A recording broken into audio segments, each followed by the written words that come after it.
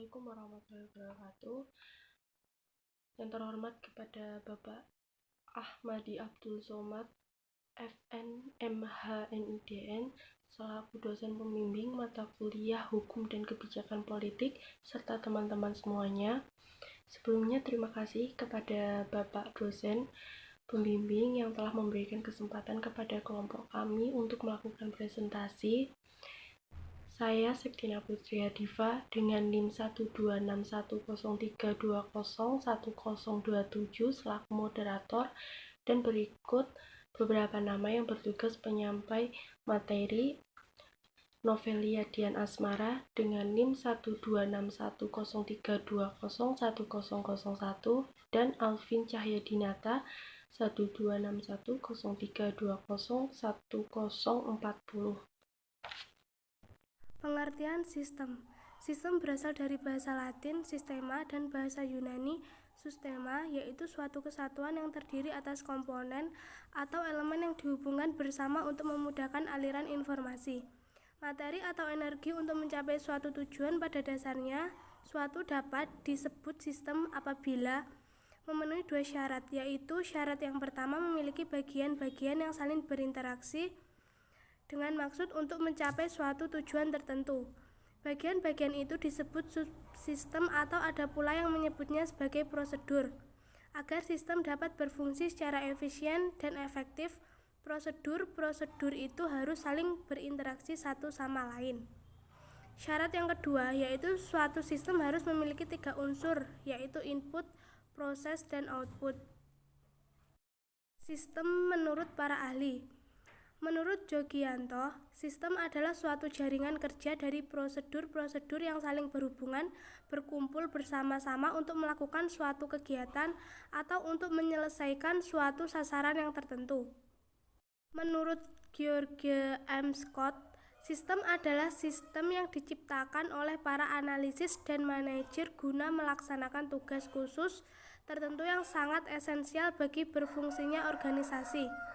Menurut Sutarman, sistem adalah kumpulan elemen yang saling berhubungan dan berinteraksi dalam satu kesatuan untuk menjalankan suatu proses pencapaian suatu tujuan utama.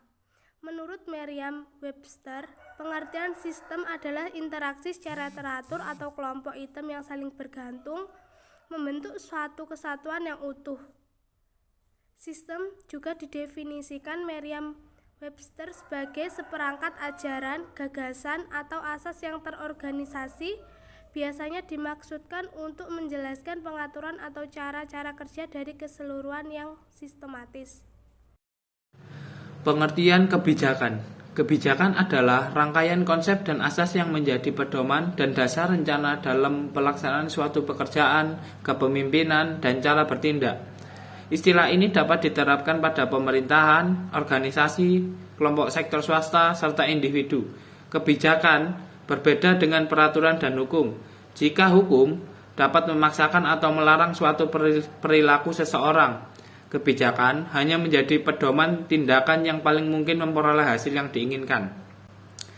Menurut Carl Friedrich, kebijakan adalah suatu tindakan yang mengarah pada tujuan seseorang, kelompok, atau pemerintah dalam lingkungan tertentu sehubungan dengan adanya hambatan-hambatan tertentu seraya mencari peluang-peluang yang mencapai tujuan untuk mewujudkan sasaran yang diinginkan.